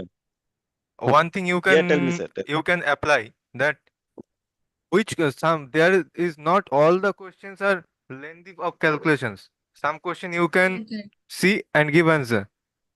You have to filter out those Mm. question at first. Yeah, filtration you can do. X is equals to. So let's come to this question. My screen is visible, right? Yes, ma'am. Uh, Yes, Yes, Yes. ma'am. ma'am. Yes. Yes. So Yes. someone has doubt in this question. I mean, he is asking that why the turning point are three. So in this question, what you have to do, you have to draw the graph of this polynomial p of x. So here, what are the roots of p of x? So roots are nothing but x is equals to minus 2, x is equals to 11, and x is equals to Minus minus 9. 19. Correct. These are the roots. Now, as I already told you, we have to figure out what is the degree of p of x, because according to degree, we will judge it's an even degree polynomial or odd degree polynomial and just the end behavior and easily draw the graph, right? So what is the degree here? 5 plus 7 plus 2. Even That degree. means 14, right? 14 is the degree. So it's an even degree polynomial with negative coefficient, right? So that means en is less than or equal to 0 and it's a even degree polynomial. So that means what graph we have to remember? We have to remember the graph of y is equals to minus of x square. That means this kind of behavior, this kind of n behavior will happen. So it will start with the third quadrant and it will end in the fourth quadrant. Okay. Now again, we want to judge the behavior at the roots, correct? It will either cut the x-axis or turn back, correct? So here the multiplicity work, right? So the multiplicity of this root is 2. The multiplicity of this root is 5. The multiplicity of this root is 7. So even multiplicity, it'll just go back again and go there and then go here. So how many turning points are there? Here is the one turning 3 point, turning right? points. So the 1 and 2 and 3. Is that clear to you? Ma'am, I have posted one Yes. question. Can One you- more question. I mean, Yes, ma'am. Actually, okay. I'm getting 9 answer, and in the answer section it is 10. It's a Mhm. R1 relation. Okay, so let me see.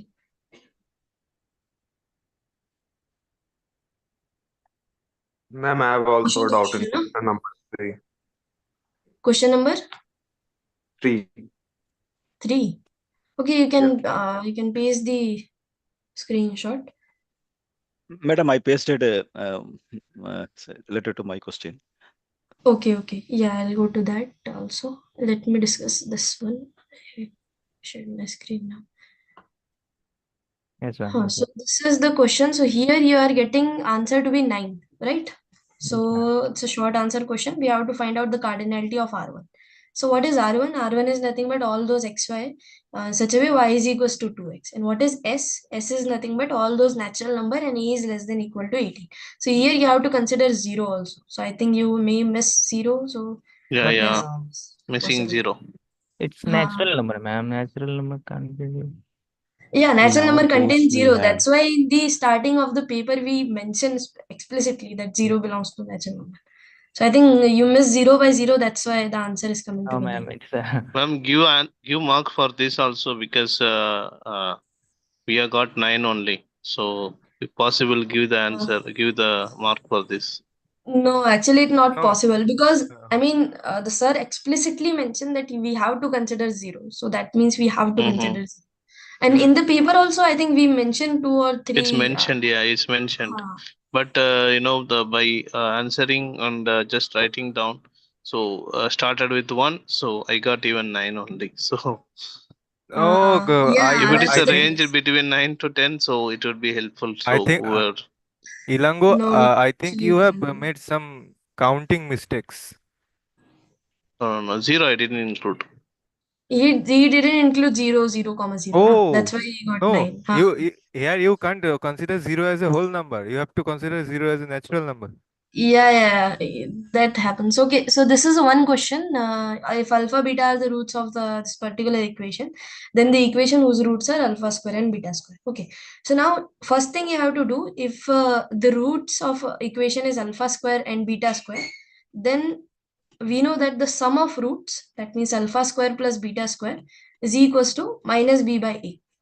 Correct? And the product of root, that means alpha square beta square, this is equals to c by a. So here I think you have to do a little short trick. So that means Madam, how the alpha squared plus beta squared minus b by a, madam? It is the alpha plus beta is equal to minus b by a, right? Yes, correct. He is correct. alpha Yes, ma'am. square plus beta square is minus b by a. Alpha square multiplied by beta c by a. If I am assuming that the equation is No, the term But will the be questions changed, you know. given different. See, it's alpha question beta. is Some of the roots is equal to minus b by a, right? So it's not huh, a square of the sum of the roots. no. See. Here what is given that alpha and alpha beta are the roots of x square plus 4x plus 1. This is given. Okay. Sorry for this. That means alpha beta are the roots of this equation, x square plus 4x plus 1. And now you have to find equation. So that equation, I'm assuming that my equation is ax square plus bx plus c, in such a way that alpha square and beta square are the root of this equation. So what you did, first you compute alpha beta, then square it, and then Ma'am, compute beta. Is we that the have process you... we can also do this question by at first we applying Siddharacharya formula. We can find out the Yeah, I know. You can use that process. That first you will find the value of alpha beta, then you will square it, and then you will find out the x equation. minus alpha into x Which, minus beta square. Madam, can you please solve this, madam? So okay, we'll so see. I'll solve this. So what is happening here? We want to find out the equation whose roots are alpha square and beta square. Okay, so suppose that equation is ax square plus bx plus c, whose roots are alpha square and beta square. Then what happened? Then the sum of the roots, that means alpha square plus beta square, is nothing but minus b by a. Correct? For according to this equation. And alpha square beta square is nothing but c by a. This is the formula we have. So what does it implies? Why I'm doing that? Because we know alpha plus beta. What is alpha plus beta? Alpha and beta are the root of this equation, x square plus 4x plus y. So alpha plus beta is nothing but minus 4.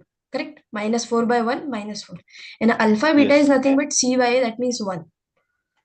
So that's why I am using this thing. So alpha square beta square is same as alpha beta the whole square, which is equals to c by a. So that means c by a is nothing but alpha into beta the whole square. Alpha beta is 1. So it is equals to 1. Okay, so this is one thing we get. Now another thing is alpha square plus beta square. Now alpha square plus beta square is equals to minus b by a, which will implies minus b by a is nothing but, now you can decompose this, right? This is same as alpha plus beta the whole square minus 2 alpha beta. And why we want this decomposition? Because we know the value of alpha plus beta and alpha into beta. Okay, so if you do that, you will get minus b by a to be alpha plus beta the whole square minus 4 the whole square and minus of 2 multiplied by 1. Okay, so this is same as minus b by a, 16 minus 2, that will be 14. So we get two relations, that c by a is equals to 1 minus b by a equals to 14th. That means c is nothing but a and b is nothing but minus 14th. Okay, so what will be our equation? Equation is ax square minus 14th ax and plus what is this? C Plus plus a 1. is to 0. Correct? And if we are common a, then it will become x square minus 14x plus 1 is equals to 0. So if I take any root of this particular equation, then that will always be a root of this above equation also. Correct? So that means the answer is this one, the first one. Okay. Is that Thank fine? you, madam. Thank you, madam. And Yeah, that you can minus do by 14, we Uh-huh. got 14, right? But we are substituting minus 14. No, we get minus 14. Minus b by a. Minus b by is 14. So b is equals to minus 14. Okay, got it. Okay, fine. Yes, ma'am, got it. Thank you, madam. Thank you. Yeah, I think if you do the long method, then it will take time. I think if you if you apply Sridharacharya method and all those things. So what I did is something different. A square plus b square. So I expand that one. So a square plus b square plus 2ab. So I got ab and 2ab, so equal to 2. And same I got Okay. in minus 14. So it's correct. Same only. Okay, fine. Now there is one question. I'll do this and then we can end our class if possible. Let's see. This is a one question. This is the same one we already talk about, na? When here some people won't consider natural number, then they will get answer to be 9. Okay. Is there any other question from the quiz? Yes, ma'am. One I have. Yeah, which one? I'm just sending you. Okay. If not, I can look it. Can you tell me the question number? Question number Q. Can you open QDF2? Okay, now this is the problem. Q in the... You can verbally tell the question. It is from which week? Week 1, 2, 3, 4? No, it's from quiz 1.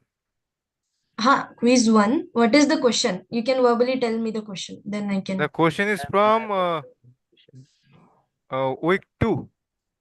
What is the question? I mean, suppose there is a set Third of all question, I possible. think. Third one. In a college The of bird. 500 students. This one. No, the Intersecting bird, point. the bird and the aeroplane. The bird Bird and on the the airplane. Okay. So here you just have to find out the intersection point of a line, two lines, I guess. Right? So find find out the Intersection of a intersection. point, which, yeah. Yes, I have done that, but at last I had do some mistakes. That's why my answer didn't got correct. Okay, so you can recheck it. I mean, Ma'am, now can you solve it? Okay, I'll solve it. I take a screenshot and go to Notepad.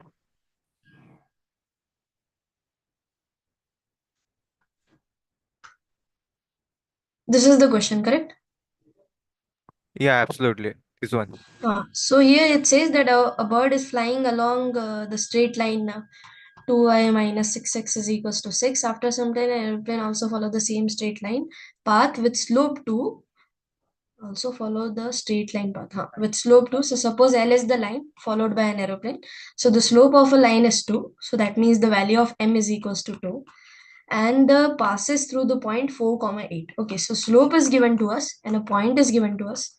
So that means we can find out the equation of line for this particular path, right? Yeah, And till now I have find out. You can go on.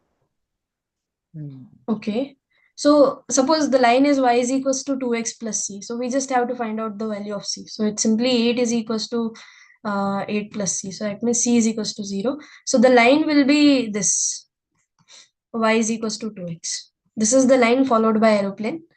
Now, what they say, so let alpha comma beta be the point where the bird and the aeroplane can collide. Okay, so that means, so let's say alpha beta are the intersection points, so they satisfy both of the equation, correct? So that means beta is equals to 2 alpha. Just substituting in place of y, beta, and in place of x, alpha. Correct. This is the one way we did to find out the intersection of two lines. And now this is 2 beta minus 6 alpha is equals to 6. Right, now we want to find the value of alpha plus Yes, beta. I have got until 2 beta minus 6 alpha equal to 6, but after that I can't proceed further. This one you also get, na? Beta is equals to 2 alpha. No, I didn't beta equal to 2 alpha. That's why. Oh, okay, that's why your answer is maybe not. So it will Madam, become instead of this, you just correlate both the equation and you will be getting 3x plus 3 equal to 2x, and you are getting x value and y value. Simple. Okay, That's it. that's also correct. Got it. So what I did actually slope and equals to point minus. now. So one equation I created, then I compared equated the given equation and the derived equation. That Then is it, also correct. yeah, And that- moreover, it is easy to visualize. The slope is 2, and it is increasing 2 comma 4, 3 comma 6, and 4 comma 8. The same point only it will be collided. So it's minus 3 comma what is it? Minus 3 comma minus 6. That's it. Yeah, that's also one case. Yeah, these things will come in. I mean, as you do much more practice, you will get such kind of. Very easy that question. Ma'am, after solving the two equations, we can get. You can get the answer correct then. I think answer is minus 9 or something. Alpha का answer कितना आएगा? Sorry, क्या? Alpha कितना आएगा? Alpha I think it's minus 3 and 3. minus 6. Minus 3 3. minus. Okay. Ma'am, I send you for. Okay, so let's wind up our session here. Is there anything else you guys want to say or want to Hello, discuss? Ma'am, Yeah. one more question I have sent to you. Yes, Ashutosh. I have doubt in mock test. Okay, mock tests, you can see, I mean, they have given you the answer, what they say, answer PDF or something. One of the question is wrong. I mean, In answer mock? they given, the Yes, answer ma'am. they given in the decreasing function, but they marked as increasing. So particularly that strictly it is decreasing, but they given answer as it's increasing. So that's a wrong option, it's me. No, actually I also know I saw that one, but it's correct only. Whatever the No. It's absolutely wrong. Okay, I'm so can pretty you sure. screenshot? I can check. Or I'll else, tell you the mark on the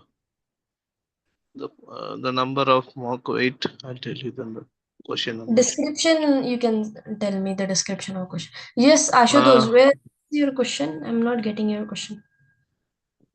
This relation one, is that the one? Yes, ma'am. Yes, ma'am. That's the relation one. So here you have to consider 0, comma 0. Then you will get the answer to be 10. No, ma'am. No, ma'am. I know the option in that question is R2 is not symmetric, R1 is transitive. Oh, sorry. I am sending to IITM. Ma'am, this is the number is 3. Question number 3 from Mark. Okay, question number 3. Yes, ma'am.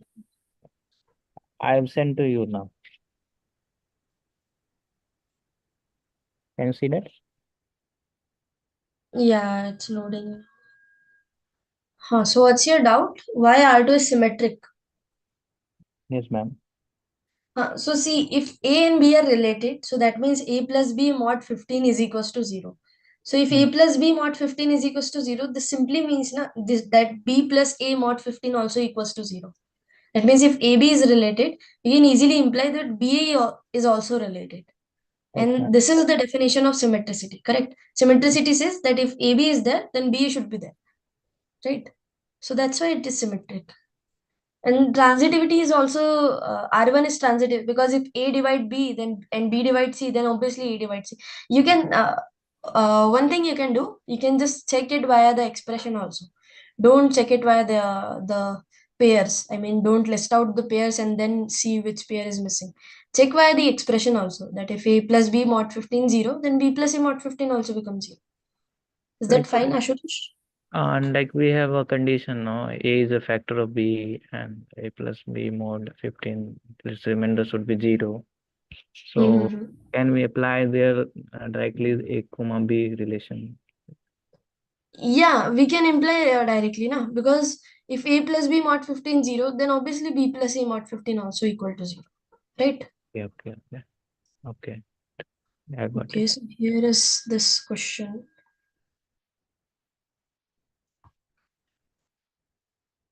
That question I just pasted, whatever. So maybe this one, Ilango. So this one only you're asking, right? Third question. This one, yes, right? This one. Yes, Yeah, yes. Okay, so what is the question? If Px is something like polynomial, So then the there last are, option would be correct. I mean, Px is, instead of second option, the last option would be correct. okay, strictly increasing, it is strictly decreasing. So we can judge by this by end behavior also, right? 1, 2, 4, 5, 6, 7, 8, 9. So it's an odd degree polynomial, na? 10 degree. 1, 2, 3, 4, 5, 6, right? 7, 8, 9, 9 degree polynomial with negative coefficient. An is less than equal to 0. So whenever we have which graph, we will see this one, right? Y is equals to minus x cube. Correct? Odd degree polynomial, negative coefficient. So here in this case, what does they say? I'm assuming that minus 2 is the last. Yeah, so the roots are 1, 2, 3, 4, 0, And minus the 1. graph is correct. Absolutely correct. What you draw is correct. Actually, Ilango, what is the problem now? So the question is minus infinity to minus 2. Wait. Let her complete. Let her complete. Yeah. Let her complete. Okay. Got it. I mean, you are saying minus infinity to minus 2. So since we are moving in this direction, the graph is decreasing. The graph This is is decreasing, but the value is increasing. No.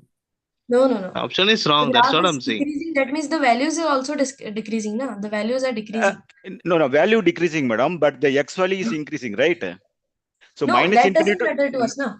No, that is Decreasing means the value of px only. no, but question is that only, madam. The x belongs to minus infinity to minus 2. So it's coming from right hand side. So the minus 2 is bigger than the minus infinity, right? Minus 2 is bigger than the minus infinity. But whenever we talk, see, this kind of behavior is there, right? We So what is understood wrongly, increasing ma'am. means? Yeah. Yeah, I understood wrong. So increasing means if x1 is less than x2, less than equal to x2, you should able to imply p of x1 is less than equal to p of x2. This is the definition of increasing function, correct? Yeah, understood. But that is only the correct answer in the system. The second one is only correct. It is Yeah, an yeah. no. It is not. It is in decreasing graph, no? So the last one is correct. The second one is incorrect. Arun, that is what I'm trying to say. Yeah. Arun, this is correct. That the second one is incorrect and the last one is correct. It is a decreasing function. Oh, but in answer sheet also that only they provided. Wrong. Okay. No. Yeah, this is the wrong option. Yeah, he's here. I mean, see, So because because obviously after seeing the answer only, I'm also just I realized okay, what they are trying to say, maybe x value, maybe minus infinity to minus No. 2 means it is a increasing only. So then the for that only just I convinced myself. No. because this is the definition of increasing function, and we cannot go beyond the I mean we have to strictly follow the definition. Definition says that if x1 less than equal to x2, p of x1 should be less than equal to p of x2. So here what is happen, if x1 is less than x2, then p of x1 is greater than equal to p of x2. The opposite is happening, so that means it is decreasing, not increasing. Okay, so this option is correct and this option is incorrect. Yeah, you're right now. Is that fine for you, Arun? Yeah, but fine. But I only query a question about why answer sheet also saying let's say same. That's why I'm thinking. No, answer sheet can be wrong. Like he was right here because see, But it's another side, another madam, no, what's her name? What's her name actually? Amrita. Amrita Amrita. Das. Yeah, Amrita Das also explained clearly that is increasing. No. Not this one. I No, hope so. no. Yeah, This Not maybe this you one. can watch that video also. Maybe I'm just telling to Samiksha. Maybe you can interact and maybe you can tell because she's the people are asked questions why how it is increasing. So she explained the increasing. But right, that time, right. yeah, that time I'm also not realized. But after seeing the answer, just I'm thinking what is No, happening ma'am. in the X. I think which session it was. She must not say this one. I Yeah, don't think so. She would say. last mock session she solved the Okay. answers. I didn't attend the session. Might be she confused. Yes, But that's a Yeah, Wednesday class. because this can happen, that confusing thing, but it is decreasing. Because see, whenever we have to talk about, yeah, we always go from left to right. Because that's the meaning of this thing, na? X1 less than equal to x2. That's why we always go from left hand side to right hand side. But And then the here, change. madam, but Samiksha, I'm sorry to interrupt. Actually, just here, Hmm. strictly see here, p of x is strictly increasing when x belongs to minus infinity to minus 2. So if you see the x value also is increasing, if you see the minus infinity to minus 2, and if you are seeing the function also p of x also it's increasing the value is no. also P of a it's increasing. decreasing. No, but No, see, limit and increasing, decreasing behavior are different. So here limit is increasing. Yeah, I'm getting you that x goes to minus infinity, px goes to infinity, right? This is the thing you want to say, that x values goes toward minus infinity, yes, the yes, value of yes, px increases. This is yes, correct. yes, But yes. what is the definition of increasing function? Increasing function means that if the points are in this fashion, that if you take one smaller quantity, one bigger quantity, so this inequality should get maintained. That's the Yeah, meaning of strictly increasing. yeah, that what you are said, right? The function is increasing, but the x value is decreasing. No, Huh, function is so increasing, huh. So but function, no, function is also not increasing. Function how, is madam? decreasing. It's going along the y-axis, no, positive axis. It's increasing only. Array, but here we are going toward minus infinity, but we want to talk about increasing, decreasing behavior. We have to go to infinity side, not minus infinity side, because of this inequality. See, if you talk about limit, here we are going toward minus infinity, correct? But when we talk about increasing, decreasing behavior, we have to go to infinity side, not minus infinity side, because of the definition, x1 less than equal to x2 definition. Okay, Okay. okay, madam. Okay. Huh. So that whatever the upper left is increasing region. Huh. Okay, Okay, fine. fine. Hello, ma'am. Yeah. Who's this? Ma'am, I have a question regarding the in the qualified exam, in the maths one paper, the first question that was there, ma'am. So in that question, so it was a even degree polynomial with with Negative coefficient, a na?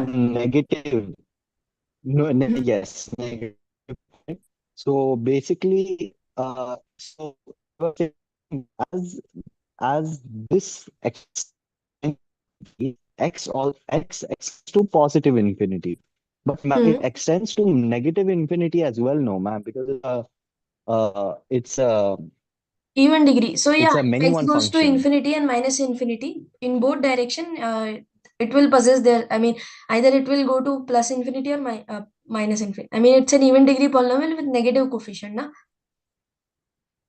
Yes, ma'am. So In the minus but in the infinity. exam, the answer was the function is it's tending to if it's tending towards negative infinity, then x will tend towards positive infinity.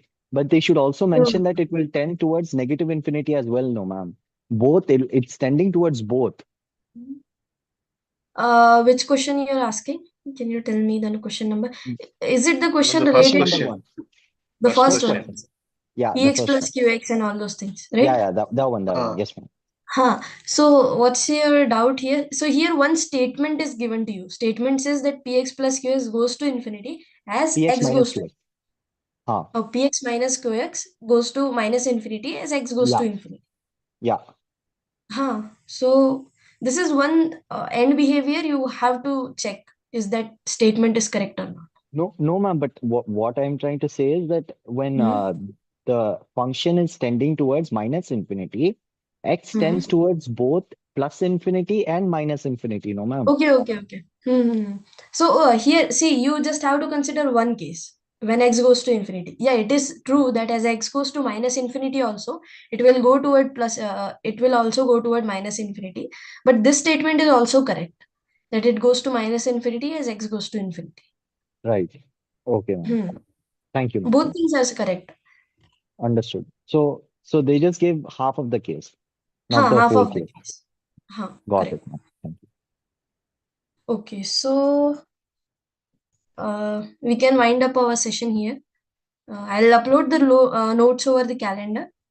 You guys can download from there, or else I'll just paste Hello, in the. ma'am. Yeah, Ma'am, I have that in mock test question number 13. the last one, graph of polynomial. Yes, ma'am. no, different. 13 question different. That's different. 13 questions is different, ma'am. Which one? Question. Can you say some The road part of? question. Two road 13. ministry.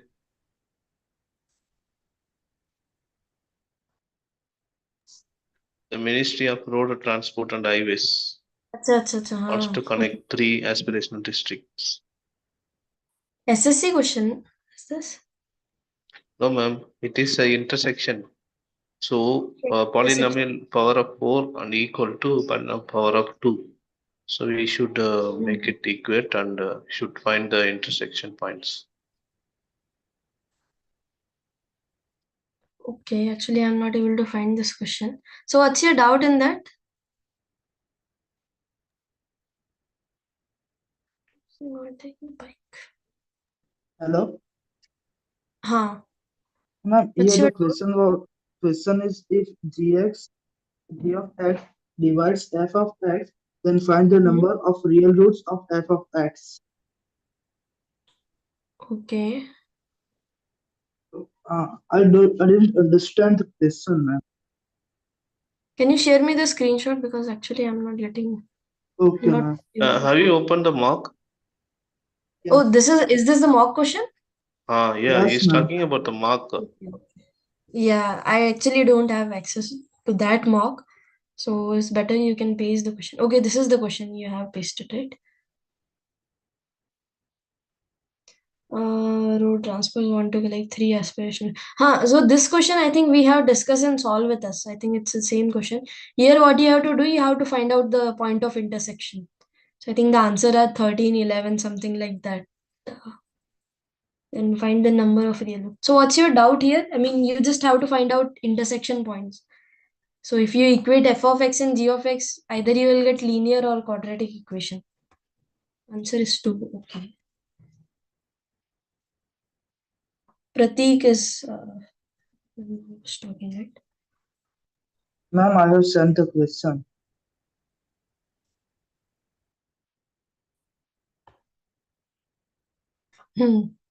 So here, what's your doubt? If gx divide fx, then find the number of real root of fx. So here, see, f of x has a power 4, correct? And if gx divide fx, so that means whatever roots are there for g of x, I mean, g of x, if purely divide, let me share my screen first.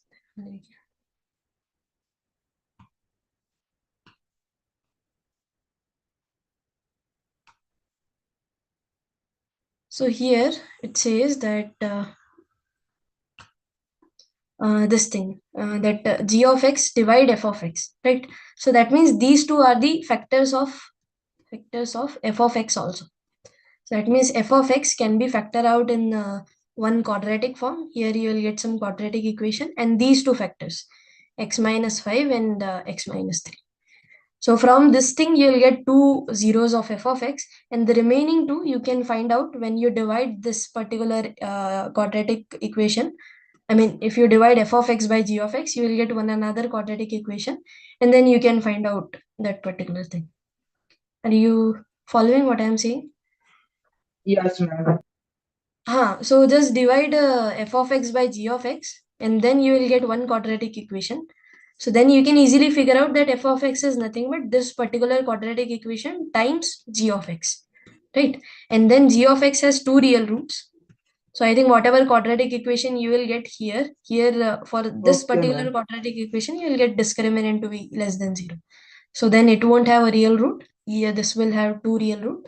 So ultimately f of x will have two real root. Okay.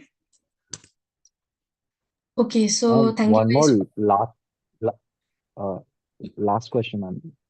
Okay, yeah. Ma'am, in the week 4 graded assignment, there was a question. The Ministry of Road Transport and Highways, they said they want to connect 3 aspirational districts. So one will be one will be a downwards parabola and one will be a cubic kind of thing, and both will intersect the x-axis at 13 and 15. Okay. So how do we find the third aspirational district? I didn't understand that question, ma'am. Could you just explain it a little bit? Okay, so third aspirational district means the third intersection point of these two equations, correct? Yes, correct. No, ma'am. There are only 2 intersection points. There are only two Not intersections. no. They are asking about the third district, so that not on the real x-axis. It could be on any point. Okay. So they are asking which point, third point they are intersecting. They are not asking x-axis where they are intersecting.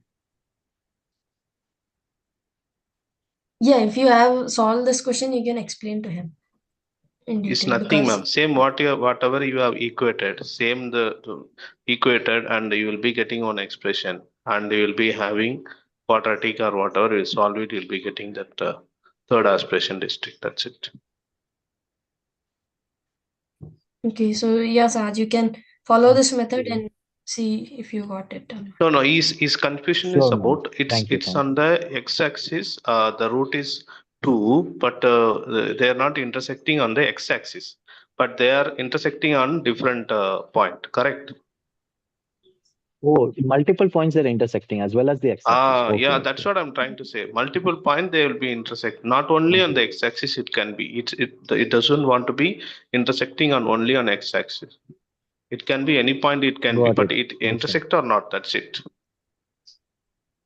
Got it. Got it. Okay. Okay. Okay. Thank you. Thank you. So I'll upload this notes over the calendar. You guys can download it from there. And Ma'am, thank you for joining. Yeah. Yes.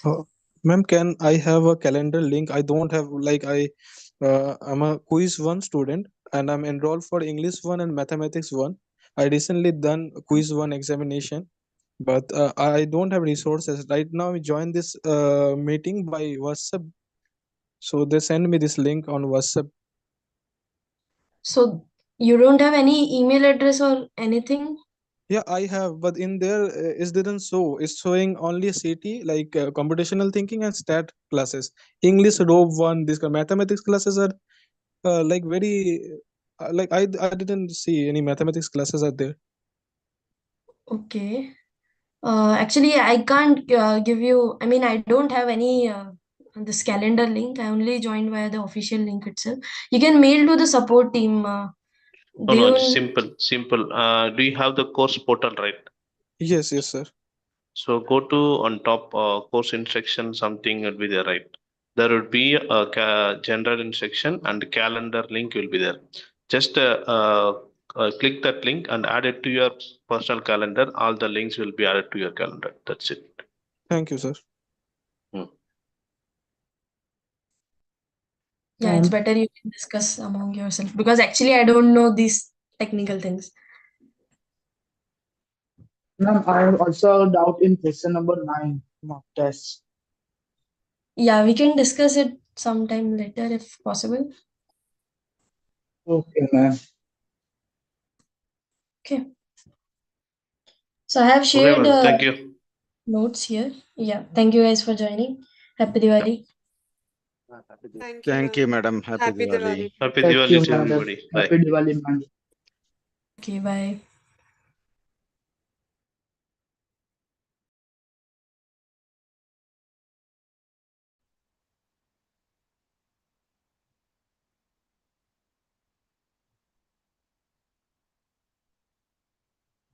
Good night, ma'am.